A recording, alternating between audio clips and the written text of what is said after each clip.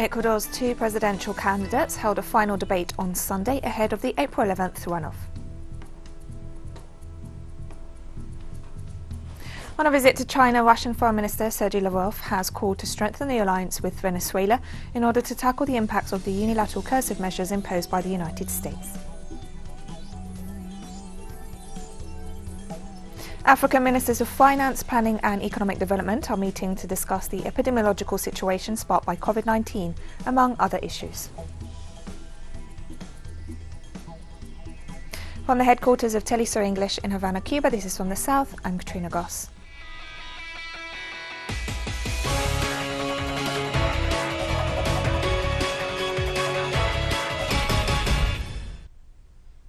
Ecuador's two presidential candidates held a debate on Sunday night in the city of Guayaquil as the April runoff approaches. The two final candidates for the April 11th second round vote, Andrés Araúz and Guillermo Lasso, held their first and only debate on Sunday, focused on economic issues and the effect of the COVID-19 pandemic in the country. Organised by the National Electoral Council, the debate lasted an hour and a half. The main topics of the discussion were the use of US dollars as the national currency and its implications, as well as vaccination against the coronavirus. Former banker Guillermo Lasso of the Creating Opportunities Party said that in the first 100 days of his government, he would secure the vaccination of 9 million Ecuadorians. Meanwhile, the candidate for the leftist Union for Hope coalition, economist Andrés Araúz, who led the first round vote with more than 30% of ballots, also presented his government strategy, seeking to roll back the neoliberal measures imposed by the current government of Lenin Moreno.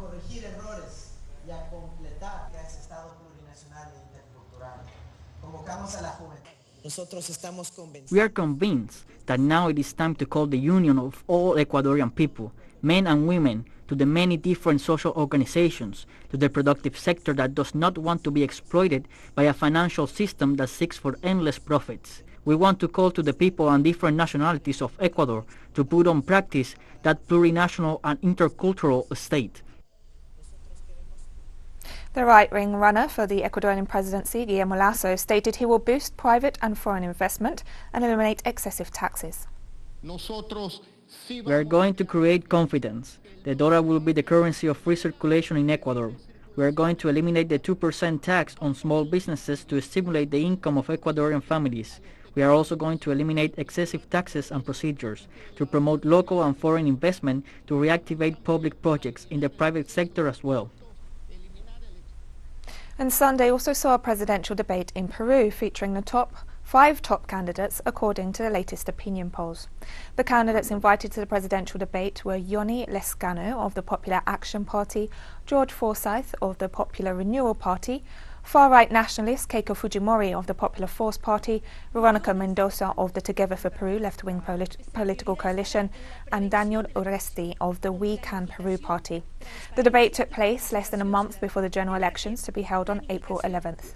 The five candidates presented their proposals on issues such as the fight against corruption, the pandemic, security and other topics of interest. The electoral campaigns being held amidst major corruption scandals and political instability, with former President Martin Vizcarra facing bribery accusations and an inquiry into unauthorized COVID-19 vaccination of his administration officials, relatives and friends.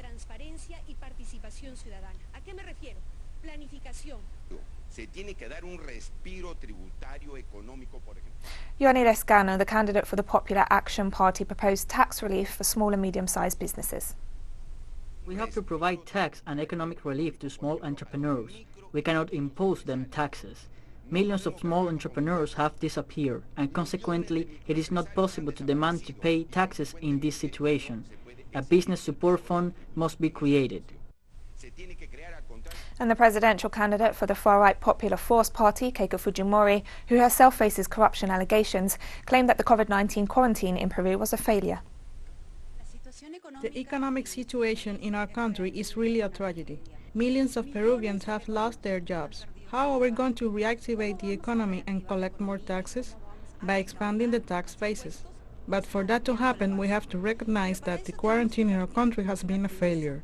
The efforts of millions of Peruvians who stayed at home were not used by this or the previous administration to expand the health systems, the beds in the ICU, or to build oxygen plants. Meanwhile, Veronica Mendoza, the candidate for the progressive Together for Peru coalition, explained her proposals to fight corruption. Our priority will be to prevent corruption through planning, transparency and citizen involvement. Planning to prevent infrastructure works from being defined with shady agreements, with bribes, but rather that they are defined with a transparent, planned manner and with previously established criteria.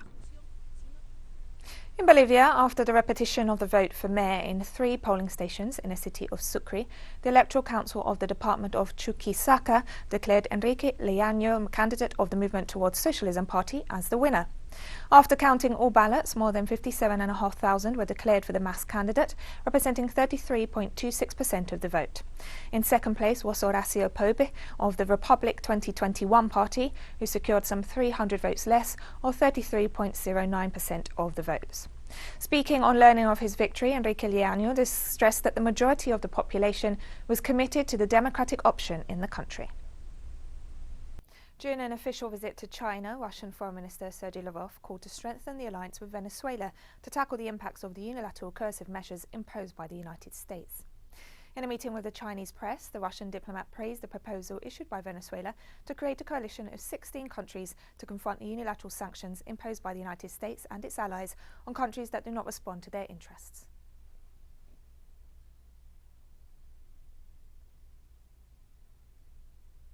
Unfortunately, this approach to sanctions has become ingrained in the United States. This instinct was reflected in former presidents Barack Obama and Donald Trump, as well as in the current U.S. administration. Sanctions are obviously useless. The European Union is also following a similar route, imposing sanctions on Russia under hypothetical pretexts.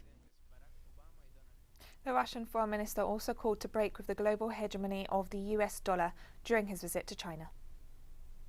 We should also improve our autonomy. Everyone knows the United States claims to restrict the development of science and technology in Russia and China as a target.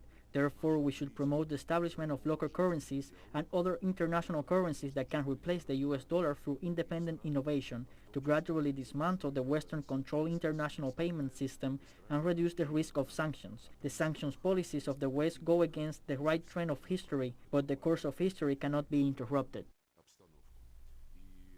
On Monday, Chinese Foreign Ministry spokesperson Hua Chunying urged the United States to bring the perpetrator in the Atlanta shootings to justice as soon as possible.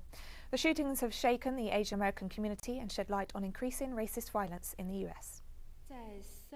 One of the victims of the mass shooting on March 16 in Atlanta was a Chinese citizen. We are saddened by that. The Chinese side urged the US side to bring the perpetrator to justice in accordance with the law as soon as possible, bring fairness to the victims and their families, and take concrete and effective measures to protect the safety and legitimate rights and interests of Chinese citizens in the United States. The Chinese embassy in the United States is closely following the handling of the case and will provide active assistance to the family of the victims. The US administration of Joe Biden turned down the Russian president's proposal to hold an online meeting with his US counterpart. According to the Russian Foreign Ministry, the US government rejected the proposal to establish an online conversation in the midst of tensions sparked by the hostility voiced by the Biden administration towards Russia and its president. The refusal to address the accumulated bilateral issues as well as strategic stability represents another missed opportunity to seek a way out of the impasse in Russian-US relations.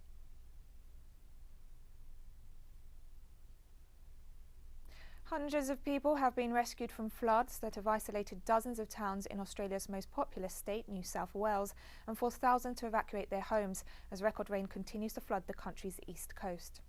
Around 18,000 people had been evacuated in New South Wales by Monday, and emergency services feared up to 54,000 could be displaced due to the rain, which is forecast to continue until Wednesday.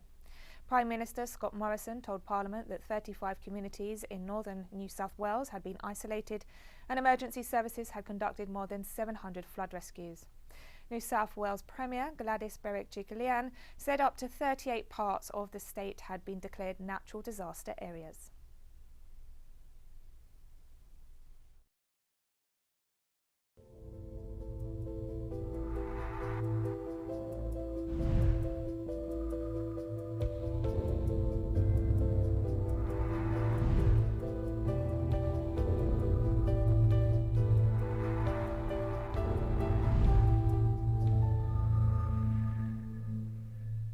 This Monday, the Director General of the World Health Organization stressed that the gap between the number of vaccines administered in rich countries and the number of those administered through the COVAX initiative represents a moral outrage.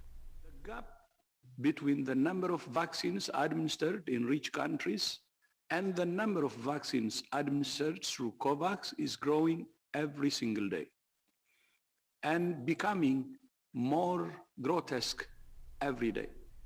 German police have clashed with protesters at a mass demonstration against coronavirus restrictions in the city of Kassel. Police used batons and fired water cannon at people trying to break through barriers and throwing bottles. The protest attracted between 15,000 and 20,000 demonstrators. Some said that they don't believe the pandemic is real, while others claim the curbs imposed to stop the spread of the virus infringe on their civil rights. Chancellor Angela Merkel and the leaders of Germany's 16 federal states are meeting on Monday to discuss the next steps in the fight against the pandemic.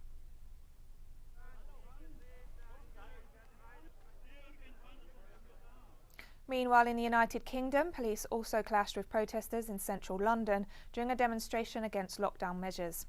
Thousands of people took part in the protest despite warnings from authorities not to gather and risk for spreading the coronavirus. England has been under a strict lockdown since January, with all non-essential businesses closed and people asked to stay at home.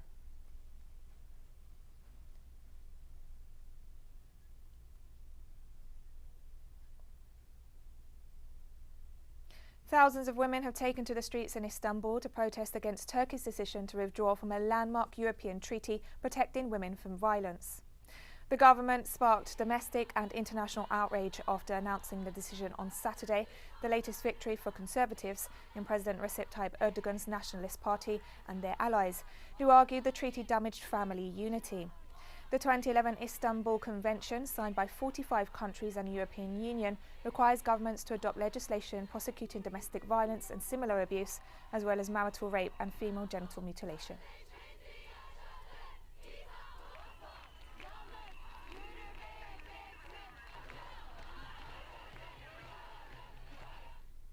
And European Commission President Ursula von der Leyen has heavily condemned Turkey's withdrawal from the Istanbul Convention. According to women's rights groups, last year 300 women were murdered in Turkey, and the rate is speeding up, with 77 killed already this year.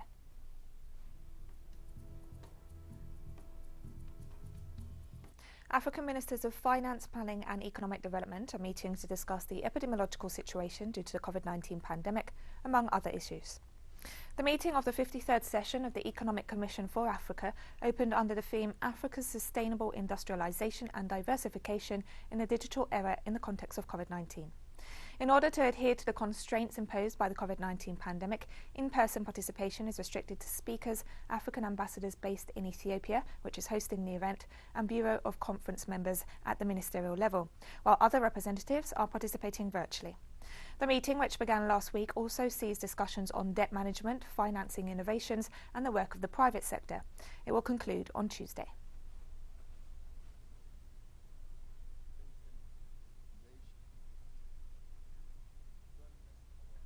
Students and youth members of Myanmar's National League for Democracy Party returned to the streets of the southern city of Dawai on Monday, just after sunrise, a time when security forces are usually absent. The small group marched briefly through the city, calling for the end of the military junta and the restoration of democracy following last month's military takeover. The numbers of protesters have fallen as the security forces have cracked down on mobilisations.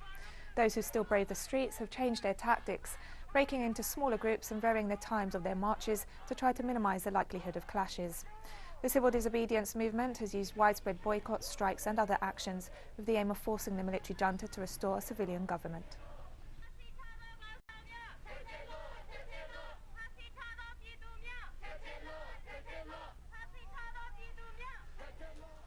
And hundreds of red balloons floated into the sky in Myanmar's biggest city, Yangon, on Monday, as defiant protesters vowed to persist with their mobilisations to end military rule, despite the violent moves of the security forces.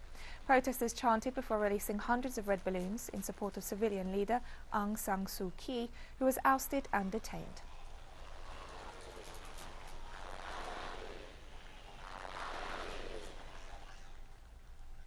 On Sunday, Lebanon registered nearly 3,000 new coronavirus cases and 42 related deaths. In its daily report, the Ministry of Public Health announced that the vast majority of the new infections registered during the last 24 hours were recorded among local residents, while another 25 are imported cases. The country has reported a total of over 440,000 cases, while the death toll now stands at just over 5,000. This Monday sees the fourth and last stage of the exit plan approved by the government earlier last month after 6 weeks of lockdown aimed at curbing the increase in coronavirus cases and deaths.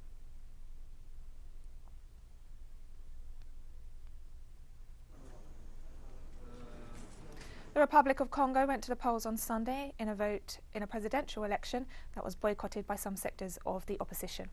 According to reports, access to the internet and social media was cut off hours before polls opened at 7 a.m. local time. Incumbent President Denis Sassou Nguesso is widely expected to win against 6 contenders. Nguesso first came to power in 1979 but was defeated at the ballot box in 1991 after the introduction of multi-party elections. He returned to power in 1997 following a prolonged civil war. He has won every election since, which some sectors of the opposition have claimed were fraudulent.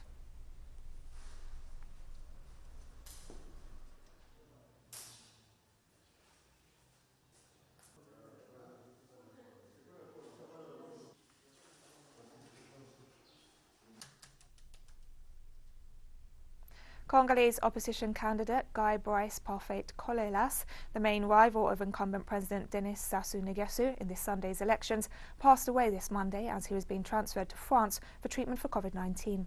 His supporters reacted to the news of his death. In principle, this election should be postponed or simply cancelled. In my humble opinion, cancel it because it is a vote that has lost credibility, that has lost all its meaning. Can you see a challenger, a candidate of this stature disappearing while we are voting? It has left everyone stunned. We are very moved today to hear of the death of candidate Guy Brice Parfait Colelas. He was a great Congolese political leader. Everyone, especially the youth, had their eyes on him and were behind him. People, especially the Congolese people, were really hoping for change with him. Iran's Supreme Leader Ayatollah Ali Khamenei has insisted that the US government must lift all sanctions against the country before Tehran returns to its commitments under the 2015 nuclear deal. They should know that maximum pressure has failed up to now. And after this, if this new US administration wants to continue maximum pressure, they will fail as well. And Iran will stand stronger and more dignified than before. These sanctions, all the sanctions, and then we will verify. And if they are truly lifted, then we will return to our JCPOA commitments. International NGO Water Aid is calling on the South African government to commit more resources to fighting climate change. The call coincides with World Water Day, an occasion on which there's little to celebrate as water is becoming more and more scarce, especially for poor communities. Our correspondent Matuba Mahlatji brings us more details. Access to clean water can be another way of measuring inequality. The struggle for access to clean water for poor communities has been intensifying globally, and when natural disasters strike, faces of poor stranded people dominate the headlines. International organization Water Aid says climate change is the main culprit. Crops are damaged. There are droughts also, of course. Eloise is flooding and so on. So the flooding then affects crops, it affects infrastructure, it affects people's access to water supply. Remember that not everyone has water, running water in their taps, so they need to walk certain distances for them to be able to access that water. With the stubborn coronavirus among us, water will be key to the survival of humanity. While governments urge citizens to change their behavior to stay healthy, it appears governments will also have to do a lot of adjusting, especially where finances are concerned. Our clarion call is that there've got to be better commitments to funding. We want to see dedicated ministries in governments that are looking at water and sanitation and good hygiene. One of the key things we're saying during COVID-19 is that you've got to wash your hands for you to stay safe from infection. You've got to wash your hands with clean water for at least 20 seconds where is the water? Do all our communities have access to that water? There are people who have to walk long distances for them to go and draw water from a well, some from streams. If you look at the statistics, for instance, here in South Africa, it's one of the countries that's doing a lot better than others. At least 89% of households have access to running water. But when you look at statistics in other countries, the figures are much lower. Being able to open a tap like this and getting clean, drinkable water is something we are warned that it won't last for long. That's if we don't change or improve our relationship with natural resources, especially water. For teleSUR, I'm Matuba Mahlachi in Soshanguve, South Africa. And we've come to the end of this news brief, but remember you can find these and many other stories on our website at telesurenglish.net.